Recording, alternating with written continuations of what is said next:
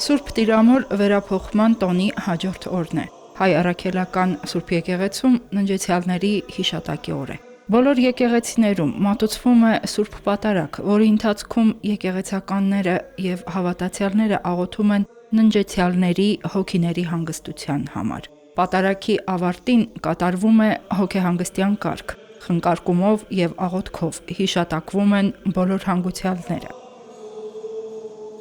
Մայրաթոր Սուրբ Էջմիածնում պատարագը մատուցում էր Թորգոն վարդապետ Տոնիկյանը։ Մեռելոց օրերին ննջեցյալների հիշատակությունը քրիստոնեական կյանքի կարևոր մաս է։ Եկեղեցու վարդապետության համաձայն մահը մարդու գոյության ավարտը չէ, այլ անցում դեպի հավիտենական կյանք։